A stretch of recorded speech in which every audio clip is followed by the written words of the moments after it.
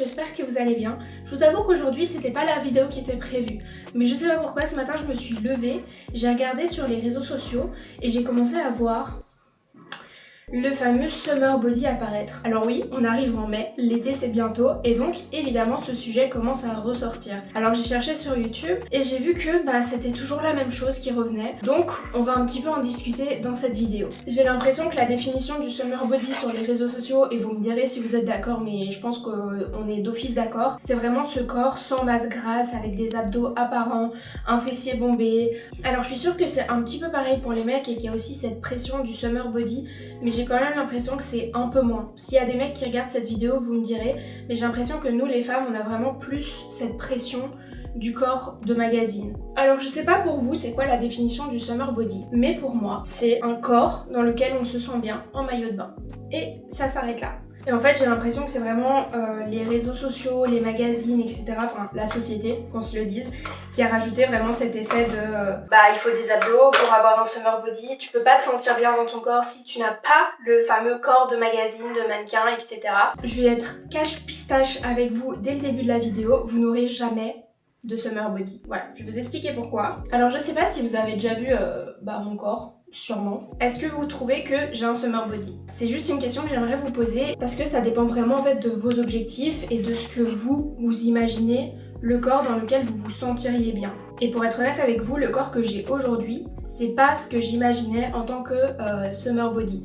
Pourtant, je ne me suis jamais sentie aussi bien dans mon corps en maillot de bain. Quand j'étais plus jeune, je suis pas vieille mais quand j'avais 15, 16 ans, voire même avant, quand j'imaginais le Summer Body, le corps dans lequel je me sentirais bien en maillot de bain l'été, c'était vraiment un corps avec des abdos. Je pense que comme plusieurs d'entre vous, j'ai commencé le sport dans cet objectif-là, objectif abdos, cul bombé, etc.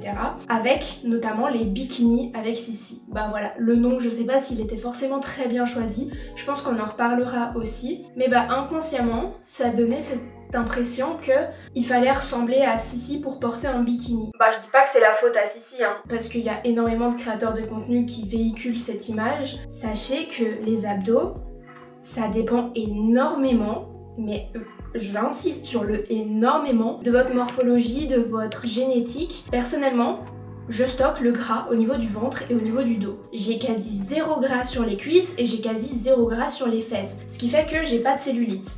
Très très peu, et la cellulite que j'ai c'est au niveau du haut du corps. Je ne pourrais probablement jamais avoir des abdos. Sauf si je m'affame et que je vais faire des compétitions de bodybuilding, mais encore j'aurai pas les meilleurs abdos sur scène. Ça dépend vraiment énormément, mais j'insiste encore une fois sur le énormément de votre génétique, et malheureusement il y a beaucoup de femmes qui ne peuvent pas avoir des abdos en ayant un mode de vie sain. Pareil, si vous cherchez à avoir le fessier le plus développé du monde, mais que vous avez un bassin étroit et que vous stockez pas beaucoup de gras au niveau du bas du corps, ça va être beaucoup plus compliqué. Et on fait partie de la même team, welcome. Si vous voulez, je pourrais vous faire vraiment une vidéo sur l'impact de la génétique sur le physique que vous pouvez espérer obtenir. Mais ici, je voulais vraiment vous rappeler que la génétique, ça a quand même un rôle important et que vous comparez à des nanas que vous voyez sur Instagram ou dans les magazines, ça ne peut que vous faire du mal parce que vous n'avez pas la même morphologie, vous n'avez pas la même génétique. Et j'ai pas envie que vous vous imaginiez que je dis ça parce que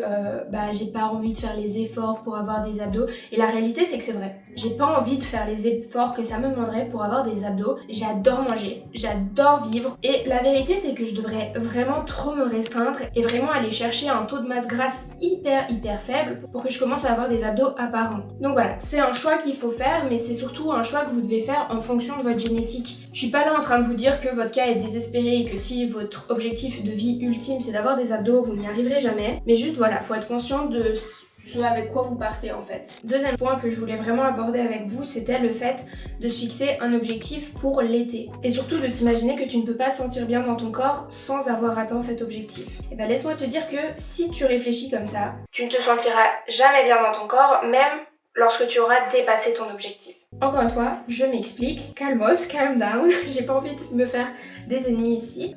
Je pense que celles qui font la musculation me rejoindront sur ce point. Une fois que tu es dans l'engrenage de l'atteinte de ton objectif et une fois même que tu as atteint ton objectif, en fait, le moment où tu atteins ton objectif, t'as déjà un autre objectif. Si tu attends d'avoir atteint ton objectif pour te sentir bien dans ton corps, bah tu te sentiras jamais bien dans ton corps parce que tu atteindras rarement ton objectif. Moi, ce qui m'a vraiment aidé, c'était vraiment de travailler sur moi, travailler sur accepter mes défauts, accepter ce que j'aime pas dans mon physique, parce que bah voilà, genre il y a des choses que j'aime pas sur mon physique et je sais pas si vous les voyez comme ça, moi je les vois. Là, à la vidéo, je les vois. Et je suis sûre que si je vous croisais dans la rue, voire même à la plage, vous ne verriez pas que ça, chez moi, là, il y a un gros défaut, enfin, un gros truc que je déteste, un gros complexe. Voilà, c'est le mot que je cherchais. Un complexe, pas un défaut. Je peux vous le dire, c'est mes côtes.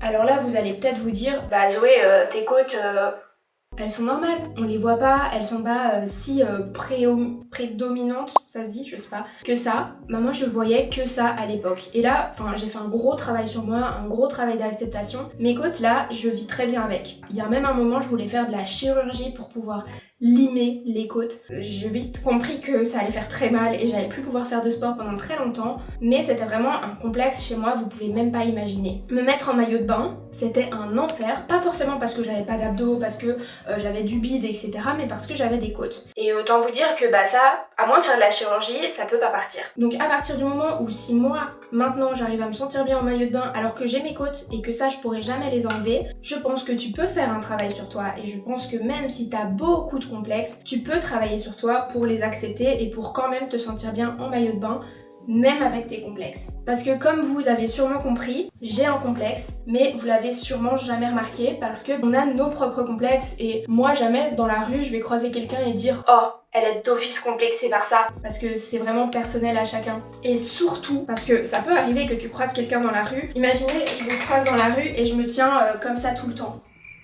Ou comme ça. Quand je m'assieds, je mets un coussin. Bah là, vous allez deviner que y a quelque chose qui me complexe à cet endroit-là. Mais si, comme je le fais pour le moment, je vous parle comme ça, je vous affiche mon complexe. À la salle, je porte des brassières, on voit mon complexe. H24, jamais vous allez vous dire « Ah, c'est son complexe ». Si vous vous montrez confiante, si vous portez votre confiance en vous, personne ne va se rendre compte que vous avez des complexes et c'est justement là que vous êtes la plus belle. C'est quand vous avez confiance en vous. Je suis pas en train de vous dire que vous êtes moche si vous n'avez pas confiance en vous. Me faites pas dire ce que j'ai pas dit. Mais je trouve vraiment que quand vous avez confiance en vous, ça donne un glow, ça donne vraiment quelque chose. Et en fait, personne peut s'imaginer que vous avez des complexes. Alors une des choses qui m'a vraiment aidé à accepter mon complexe, mes complexes, parce que par exemple mon ventre ça a toujours été un complexe, maintenant ça l'est plus trop. Quand je m'assieds j'ai des bourrelets, mon dos par exemple, j'ai toujours les petites boules là, enfin vous voyez. Ce qui m'a aidé à les accepter, c'est de les porter, tout simplement. C'est-à-dire qu'à la salle, je voulais porter un legging et une brassière, plutôt une brassière et un legging, je les portais. Même si j'avais pas le plus de confiance en moi de cette manière parce que j'aurais bien mis un t-shirt pour cacher mes côtes et cacher le fait que quand je m'asseye, y a des petits bourrelets qui ressortent. Au final, c'est comme ça que je les ai acceptés parce que je me suis rendu compte que personne ne regardait. J'étais debout, on voyait mes côtes qui ressortaient, personne ne regardait. J'étais assise. Même encore maintenant, je me suis assise à la salle, quand je m'assieds, j'ai vraiment le ventre qui ressort quand je fais zéro effort, et en général, je fais zéro effort, personne me cala. Personne me cala. Je sais que c'est dur, je sais que ça peut être très difficile quand on n'a pas confiance en soi et qu'on a des gros complexes de se mettre en maillot de bain cet été, mais achète-toi un maillot de bain dans lequel tu te sens vraiment bien, que tu trouves vraiment magnifique et porte-le comme si t'avais zéro complexe. C'est pas facile. Alors là, je suis très consciente de dire quelque chose qui est pas facile à appliquer, mais je te jure, je te promets que c'est comme ça que t'arriveras à te sentir bien dans ton corps. Bon, au final, j'étais censée me maquiller, mais j'arrive pas à parler et me maquiller en même temps. Vous l'avez bien compris. Je vous parle clairement de Summer Body alors qu'il fait actuellement 10 degrés. Il fait hyper froid. Enfin, hyper froid, on s'entend, mais il y a quelques semaines encore, on avait 20 degrés, 25 degrés. Je sais pas ce qui se passe. Bref, je vais aller m'acheter des classeurs pour trier mes factures et mes papiers de mutuelle.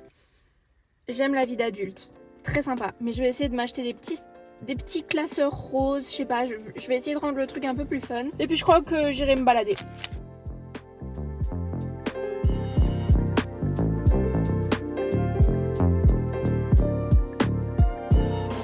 I'm back, je vais vous montrer, mais c'est trop canon.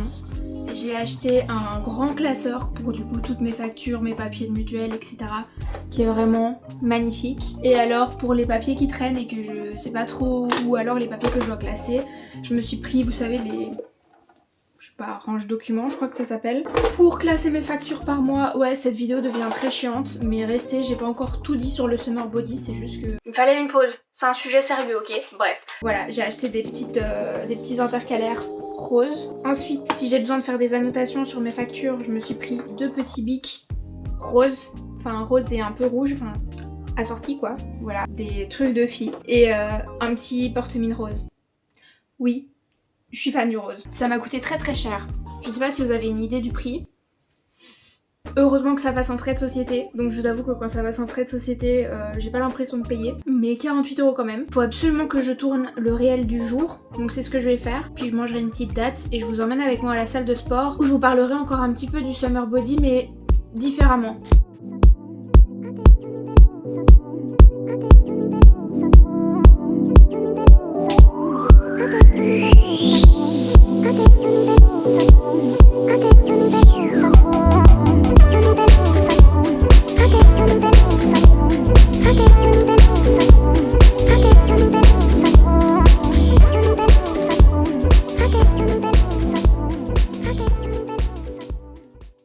On est le lendemain, j'ai pas su vous terminer la vidéo hier, il y avait trop de gens à la salle et voilà, j'avais pas envie de parler devant tout le monde. Mais je voulais vraiment finir cette vidéo en vous disant que oui, hier, je vous ai dit que il fallait apprendre à aimer son corps, accepter ses complexes, etc. Mais ça veut pas dire que vous n'avez pas le droit de, justement, d'avoir des complexes et de vouloir travailler dessus. J'ai envie de dire que c'est un peu deux choses différentes que d'aimer son corps et de vouloir travailler sur ses complexes. Par exemple, oui, j'aime mon corps, mais c'est pas pour ça que j'ai pas envie de continuer la salle et de développer encore mon bas du corps. Mais juste, il faut pas que vous fassiez une fixette dessus et encore moins vous donner une date précise à laquelle vous devez avoir atteint votre objectif. Voyez-le plus sur le long terme et mettez des choses en place justement sur le long terme qui vont vous permettre d'atteindre vos objectifs, de pouvoir travailler sur vos complexes, mettre d'une manière saine tout simplement, et pas en vous disant que pour cet été, vous devez avoir tel corps, sinon vous vous sentirez mal dans votre corps. Pas du tout. C'est ok de vouloir travailler sur ces complexes, mais ça doit pas vous empêcher d'aimer votre corps, tout simplement. Voilà, moi je vais continuer à faire de la paperasse, de la compta, enfin voilà, avec mon magnifique classeur. Je vous avoue que je suis très contente d'avoir un très beau classeur pour quelque chose d'aussi chiant. Je vous souhaite une très belle semaine et je vous dis à la semaine prochaine. Bisous!